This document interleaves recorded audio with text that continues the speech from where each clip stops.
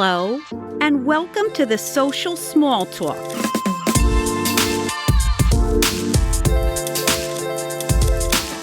Hey everyone, this is Audra Brim, and I am so excited that you've joined me for this episode of the Social Small Talk. I'm the CEO and founder of Brim Media, and I have dedicated my professional life to helping the beauty industry navigate the digital space. I believe that everyone can succeed if we learn from each other. That's why I'm here bringing ideas and information that can help you navigate the noisy digital marketing space.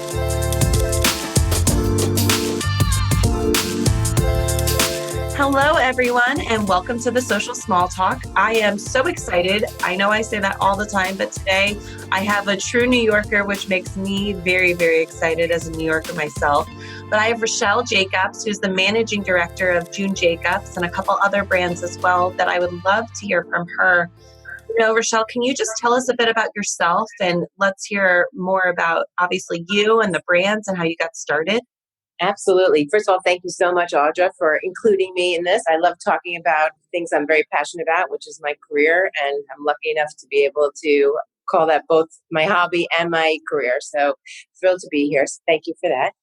I started off on Wall Street. So this was sort of a 360, and I got involved. My mother had started another skincare brand when I was in college with her business partner, Peter Thomas Roth. And after several years on Wall Street, I thought it was time to really kind of step in and see how I could help operationally. Actually, it was really where I started on the back end and bringing kind of a 1990s brand up to speed and really setting up internet and computers. And back then it was DSL. So, we've come a long way. The year I started, which was 1999, was really probably the biggest year for the business. My mother decided to open her own manufacturing facility. So it's called June Jacobs Labs. It's 11 miles from our offices here in New York City, and wanted to bring all the innovation, production, and filling line distribution under our own roof. So that was something I had no experience in, and but I did enjoy my OPM classes in college. So it was like I couldn't understand how I would ever be able to apply that. So I finally had an opportunity, and I was thrilled to be able to learn all of that, which was a great learning curve to kind of understanding the back end of the business and really how things go from a thought to the customer. And it was a great opportunity. The world was changing. The internet was coming to life, and huge jumps the first 5-6 years. We launched the June Jacobs Spa collection a few years after that, 2003, and amidst all of that, I was getting married, having babies, and working truly incredibly hard. So it's been a crazy 20 years. Seen it all, done it all. And actually, that's not true. I've seen what's been available to be seen and done, but there's so much in this ever-changing environment that even after 20 years, I feel like some things are old hat, but a lot of things are still new and exciting. And the e-commerce and the social part of our business is truly the most exciting to me right now. I can't imagine coming from Wall Street going into the beauty industry. I grew up in this industry. Funny enough, just kind of like you, my mom was a sales rep, if anybody understands this, but she sold BioSilk and Joico back in the day, like when things like that were really cool and everyone wanted it. And I fell in love with the industry, but I actually thought I would never go into it. So did you think that you would go into the beauty industry? I absolutely did not think I would go into it, but it's not that I didn't think I would go into it. I never thought about it. Like I was on sort of a Wall Street trajectory, and that was just all I thought about. But I grew up in the industry with my mother from a very, very young age. And the real truth is my grandmother and her whole family all made homemade skincare recipes. So to me, beauty has always been part of my life. I just didn't realize I could actually make it into a career. So being able to make that transition was super easy for me and exciting. And I've never really had a dull day. I'm not surprised by that, but it's also fun and invigorating. I would love to know, because you get to play around with obviously different products, and since you have three different brands from the labs and everything like that, what do you feel like sets apart your brands from everything else out in the market?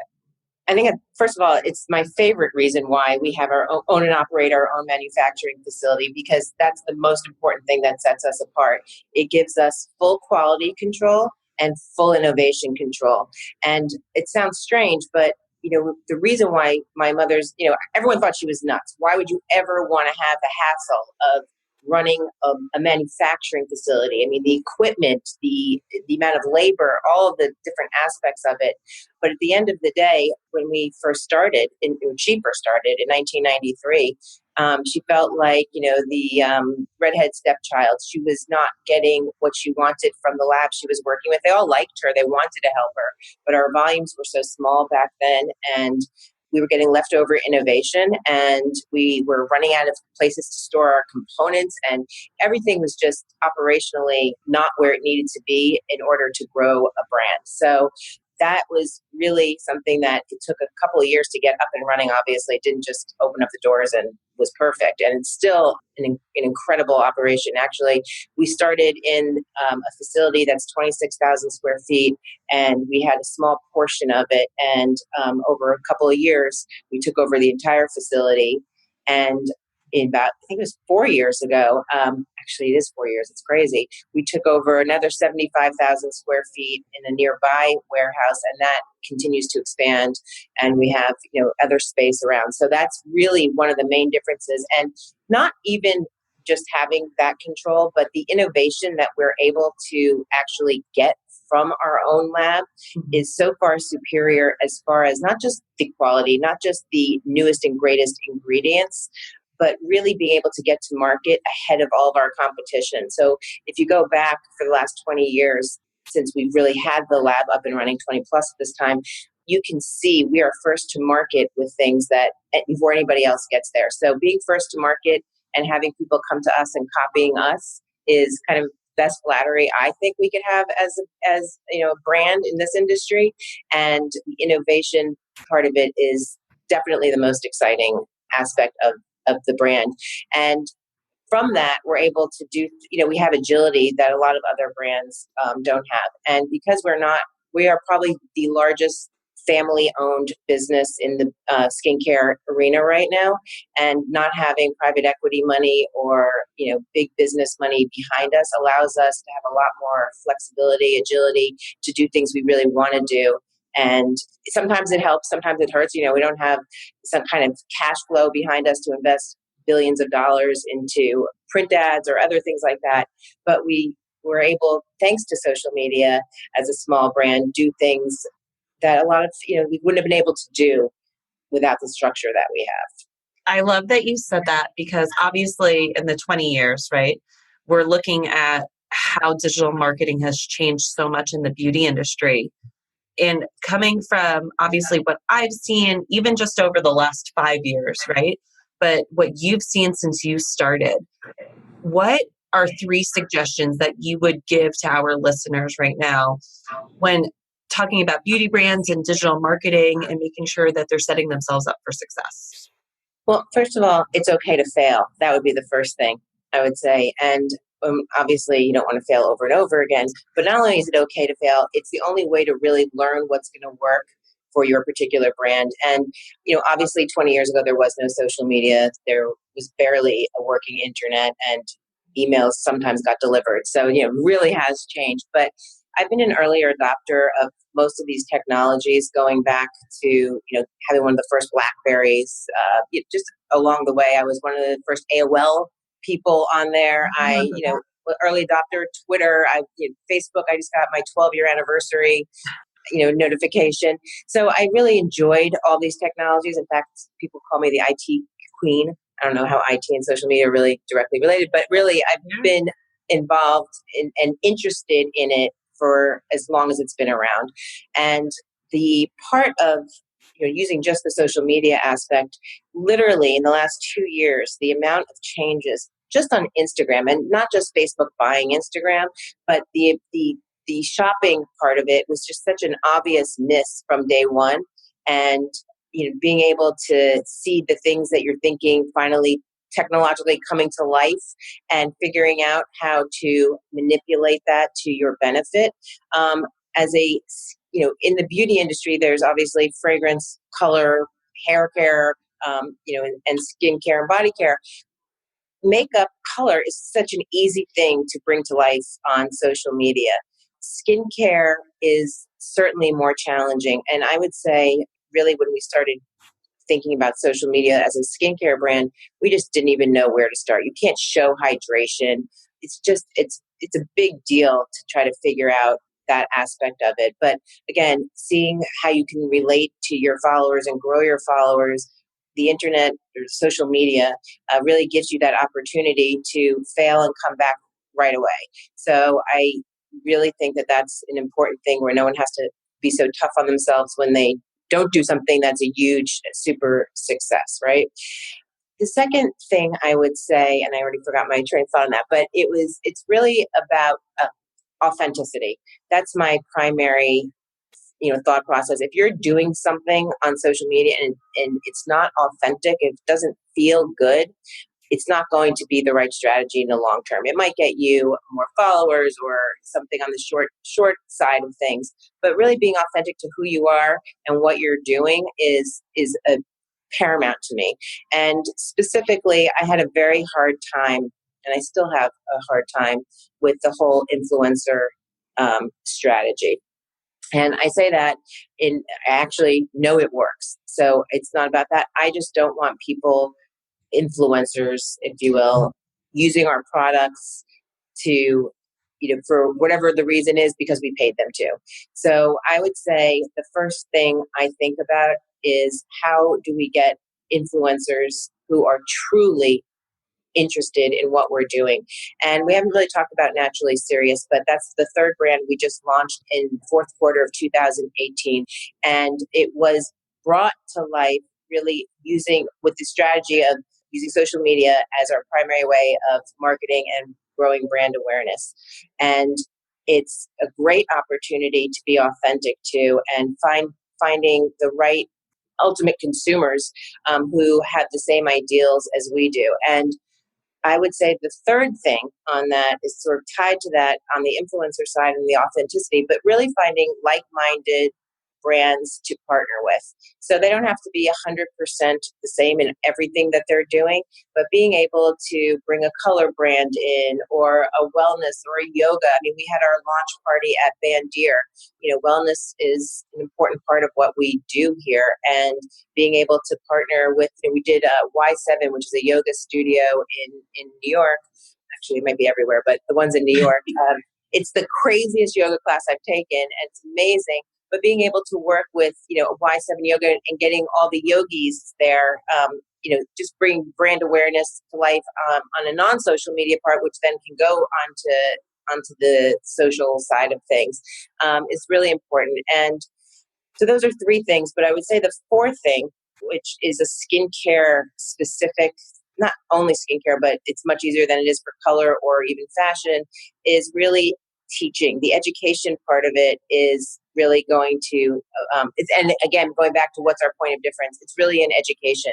And 20 years ago, we didn't have the ability to do things digitally like we do now. So being able to educate through videos, through before and afters, through all types of ways that where you only had, let's say, QVC television to communicate your message, and being able to get that message out there through social media and figuring out how to turn a challenge, which is again showing skincare differences and levels of hydration on a small screen, but being able to really show other ways to educate, and the before and afters has been a great thing for a skincare brand.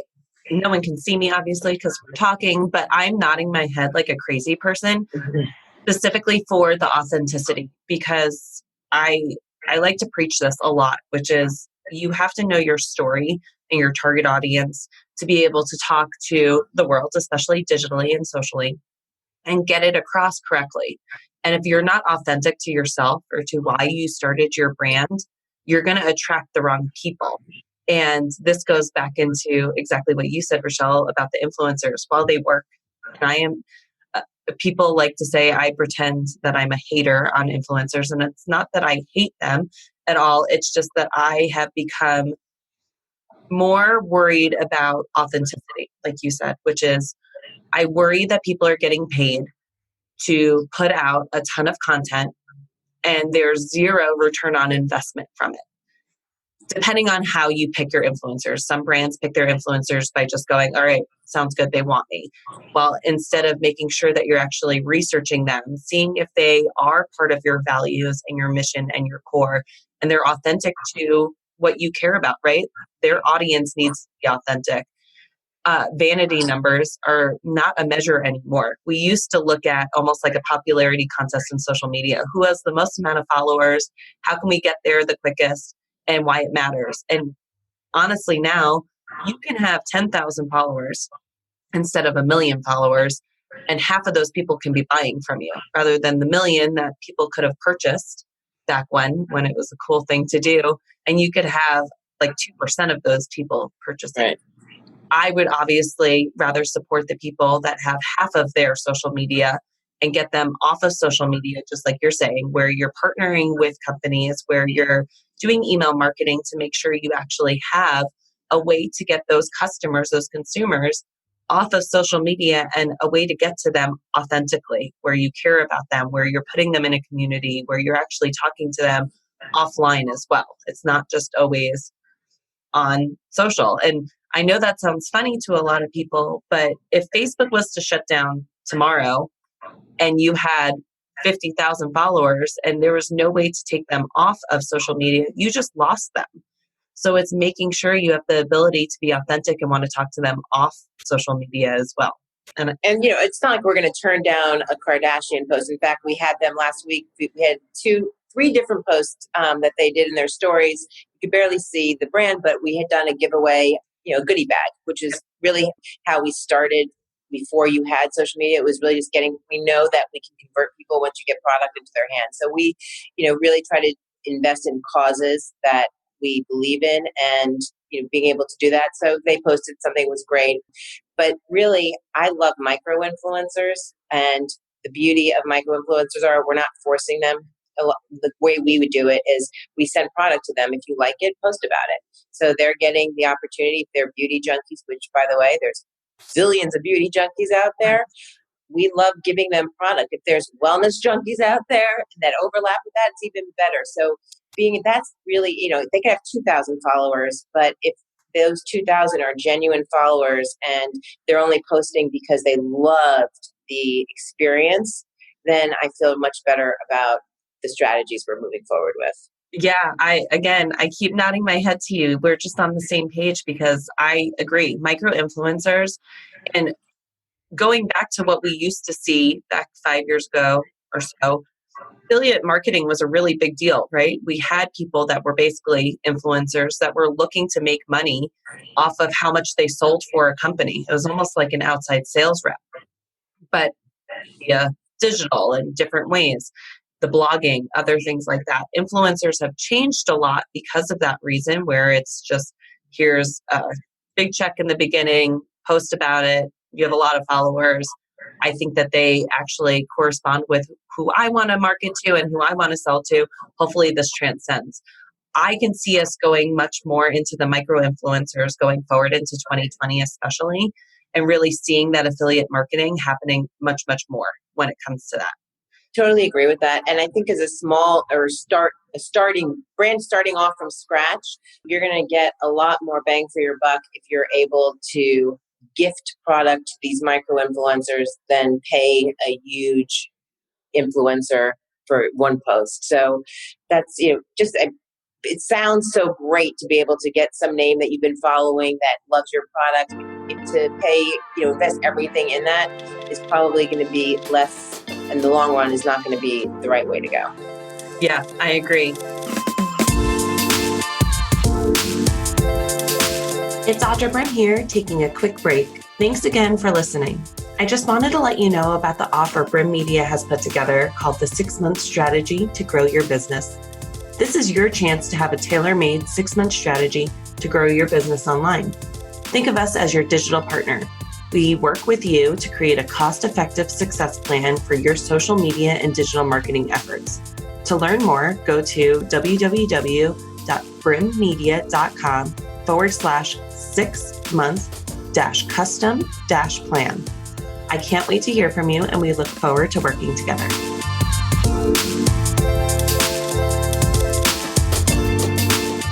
I'm going to segue a bit just because we talked a lot about, and this was offline a little bit, but a lot about a digital first strategy when creating a brand, or even not even just starting a brand, but just brands in 2020 in general, making sure that digital is really the first part of your strategy.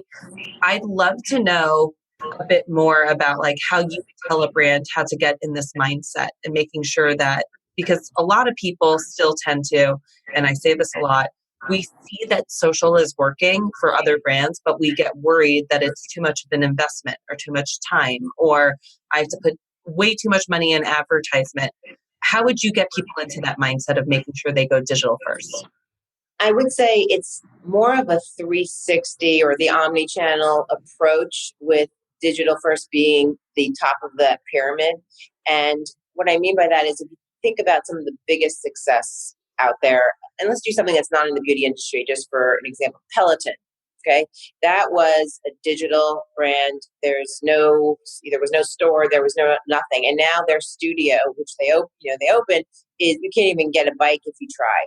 So I think that was just a natural progression after their digital first idea. And I think that's kind of the way a business has to think. Just having a digital first and you're going to put up a website is not really, or you're going to have e-commerce, it's not really going to do that. You can see a lot of these brands, let's go back to beauty, opening pop-ups everywhere. Yes, you don't have to have a permanent retail location that's going to drain you, but doing like little trucks and other things that accompany the digital first strategy or support the digital first strategy is a great thing. And in our case, we had digital first strategy, but partnering with Sephora.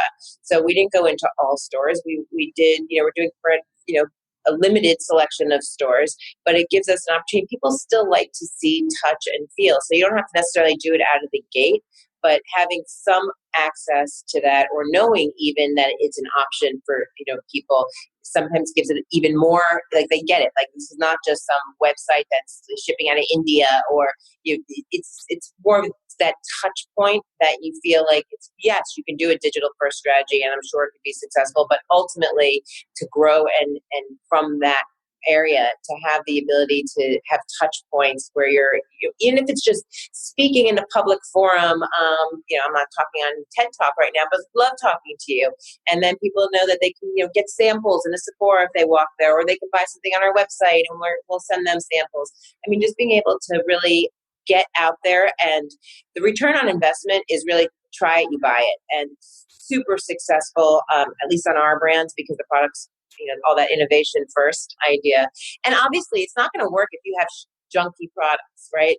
I had to change my word there, but it's got to be a quality product you're pushing out there. And you can have great success with cheapy stuff, but that's not going to, over time be the right strategy for a long-term investment. Exactly. Marketing is marketing, right? So is advertising. But you can't hope, if you have a bad brand, a crappy brand, we can go into a lot more words there, that it's going to sell. It could sell quickly, but people are going to learn really fast that it's not a good brand.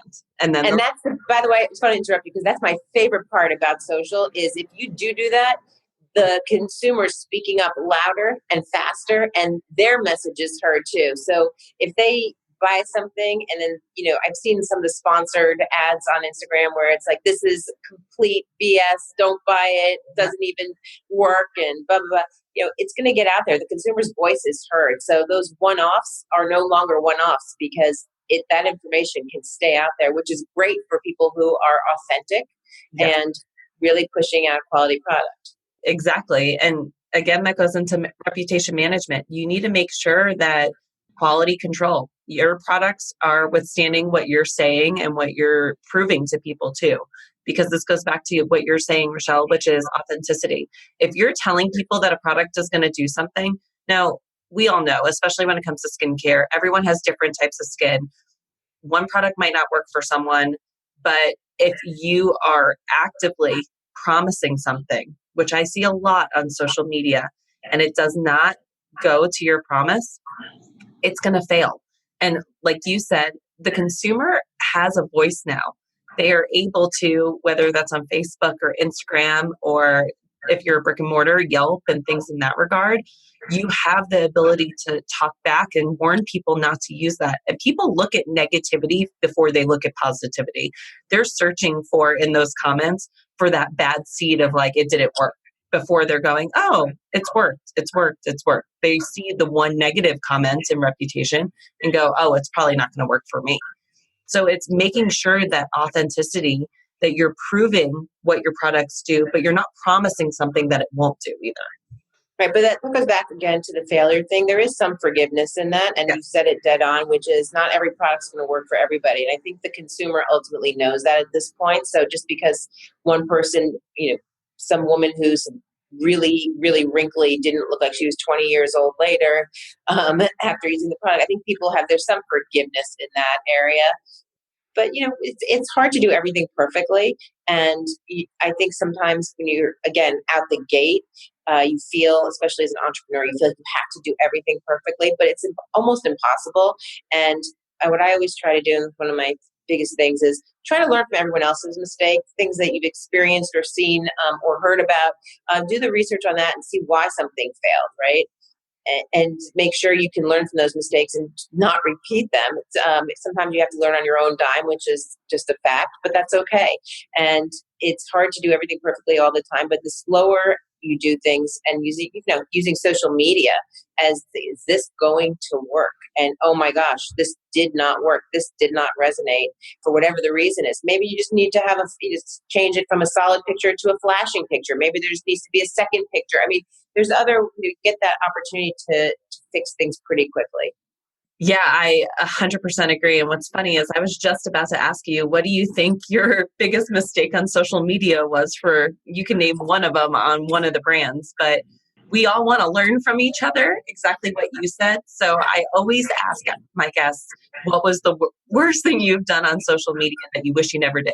I don't know if I answered that question to you privately. I actually just forgot, because I have the ability to forget things that are upsetting to me. So if I blocked it, it's deleted.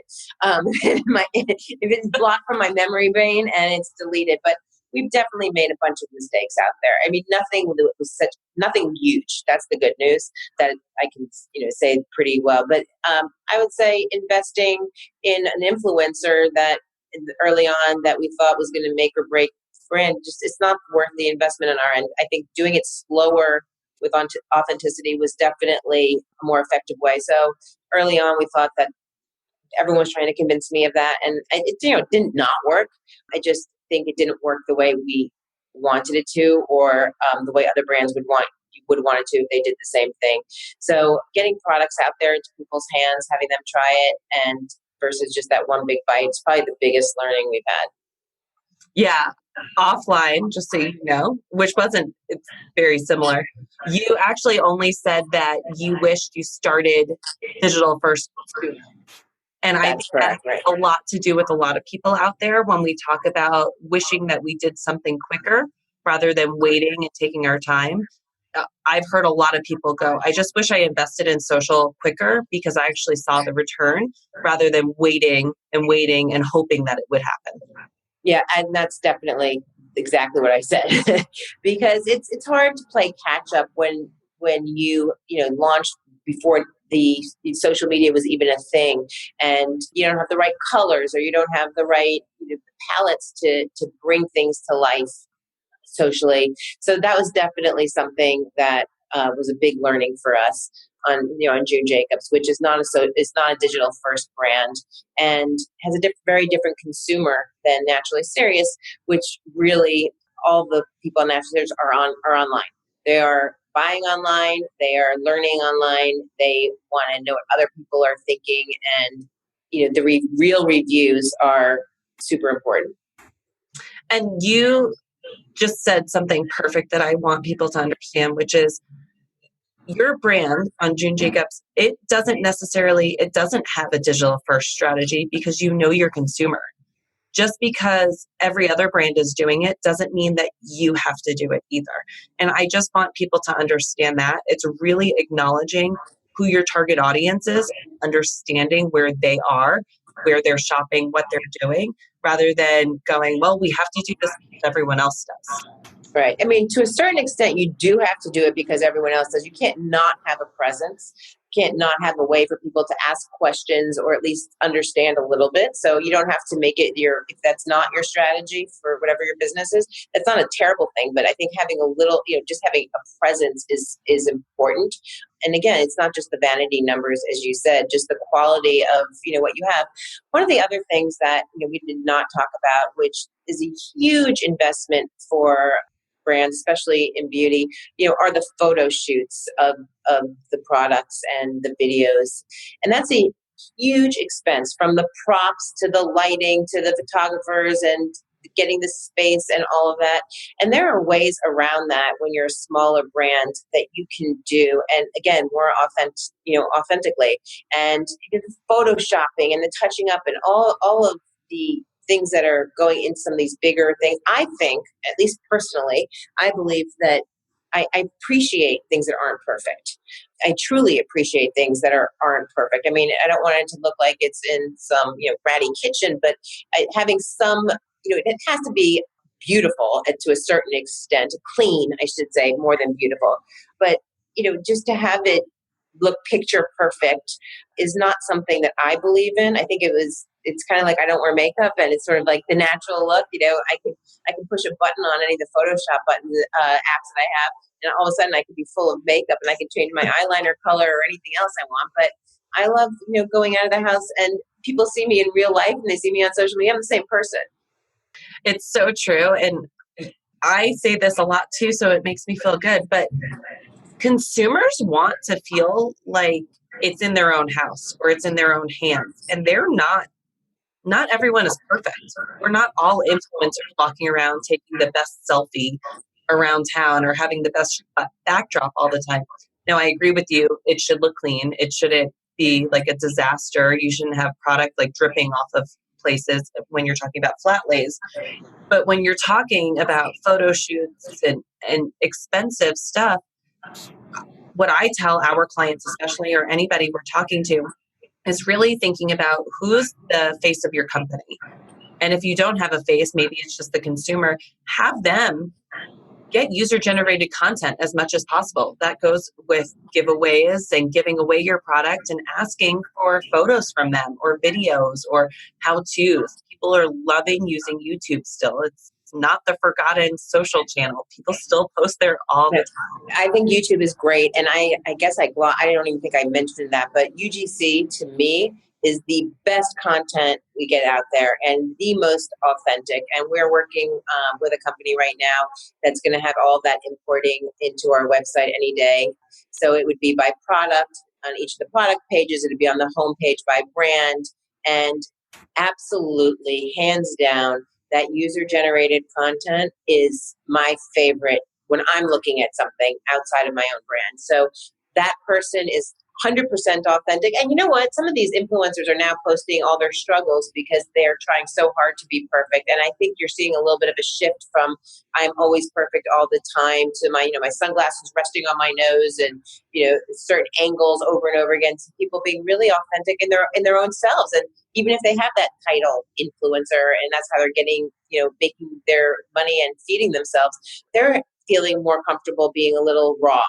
Yep. And showing themselves without makeup on. And I love that. And I think Gwyneth Paltrow actually has had a lot to do with that. She happens to be beautiful without any makeup on, so it's easy for her to do. But it gave people that, wait, she can do this. She can look like, $1 million on the red carpet, but she's also real.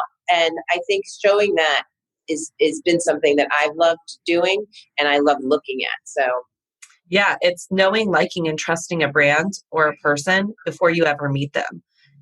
I want to be able to feel like I know the owner or at least someone that loves the product before I ever test it, because I want to know, I obviously as a consumer, not as a marketer, but as a consumer, I would try something if my friend tried it much more than just seeing it somewhere. But I want to see someone that looks like my friend or looks like Right. you or Right. has the ideal part of that rather than going, oh, this beautiful model. I'm never going to.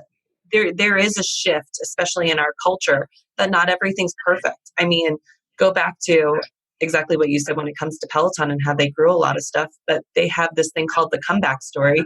I'm obsessed with Peloton. If you don't know me, probably a little too much.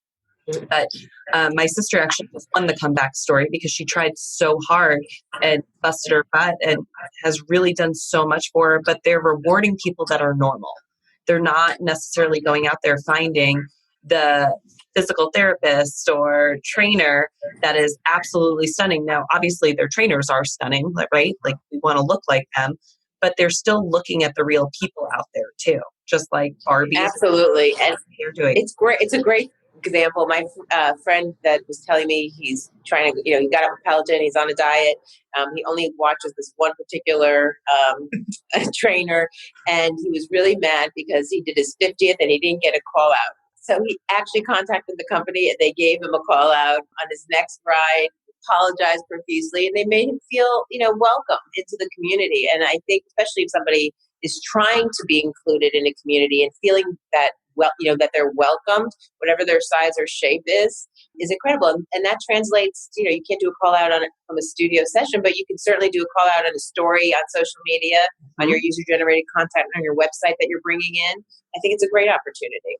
Yeah, I love it. Do you think that you use those metrics of seeing more user generated content out there as something that you see, oh, social's working, or what kind of metric do you look at? That is a great question. I would say I'm a data person and I love trying to do that.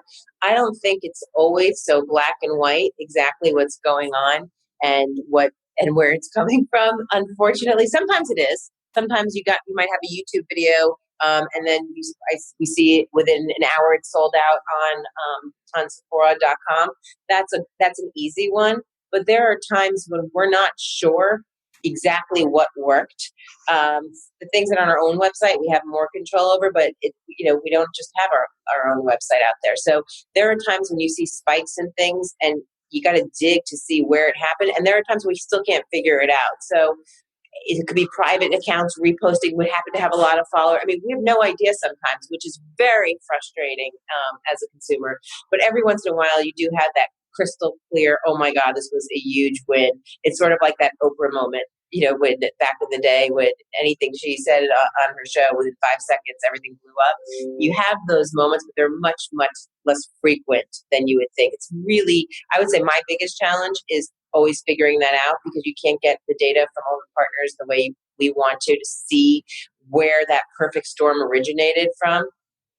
It's really hard to figure out sometimes. I'm laughing because it's so true. Obviously, I'm just like you. I am a huge analytic person. I probably look at analytics more than I care about what's actually posted because that proves success. It shows what's working. But when you have your products in stores, when you have distribution, when you have sales reps out there, there's a lot of variables. And I think what happens is brands are looking for that overnight success to be like, oh, social media is working for me. But in return, it's kind of like it isn't always an overnight success. It's actually never an overnight success. A lot of strategy is built behind it. A lot of things have gone through the testing portions, the failures, right? It's a roller coaster. But when do you feel like you have success? Like, when did you feel like you had success? I still never do. I think that's every owner. Yeah, I mean, listen, I don't know what I guess it's always every day, just proving yourself over and over again. And I would say that resting on your laurels of what worked yesterday isn't going to work tomorrow anymore. And it might work for a couple of years or a couple of weeks on social media, but reposting the same thing, picture, product, whatever it is. I mean, last year's bestseller could die tomorrow. So it's not, you can't rest on something that was working. It's constantly having your mind churning. And, I'm always wondering what's going to fail next. So I'm on like, what can we have ready? What do we understand? What do we want? What do we love? What do we like? It's not about, okay, so this worked. Let's just keep going with that one thing. So, that's kind of where I come from on that side of things. So I definitely don't know when you feel like you're a success. But to me, I know as a business, people obviously look at sales as the measure of their success. And ultimately, that's definitely a fact, right? There's no doubting that. But at the same time, you don't know how you're touching people, and the getting brand awareness is, to me, really important because they might not buy it tomorrow, but they might buy it in a few months from now. And when they see and they trust you more, kind of before they get into that relationship. So in my head, I joke around like they're only dating you when they're following you, right? So they're dating everybody else out there. But until they do that, but to me, loyalty on top of that is so important. So once they tried the product and consumer loves the product, and they have that, they trust you more. They're going to trust the next thing you bring out and try that out too. So you always got to have, make sure whatever you bring out is going to match whatever you did yesterday. And you don't want to disappoint somebody who's loyal to you. And you're always trying to do better and work harder and do the right thing by the consumer. Yeah, exactly what I would say. Absolutely. Well, Rochelle, I would love for people to be able to either get a hold of you, buy products. Can you just tell us where anybody out there that's listening right now could get a hold of you, or your Instagram, LinkedIn? Well, yeah, no, of course. So Naturally Serious Skin is their Instagram, and June Jacobs, I think it's June Jacobs Spa is social media. And I am Rochelle Jacobs. I made that one easy. But and we can buy our products when you go to our website, but Sephora.com and other green brands out there that we really believe in, Carbon Beauty, supporting other, again, like-minded businesses. Really the best way to access the information and give us feedback. We love the emails with feedback. That to me, our customer service team is very important to me. And I'm in constant contact with them, making sure I know the feedback we're getting and what we can do better, and quickly adjusting for those changes. Well, I really appreciate you being on here. I think you gave everyone so much valuable ideas, talking about especially digital first, right? And talking about what works and what doesn't work. So thank you again. I appreciate it. All right. And thank you again for having me. Absolutely. Bye. Bye.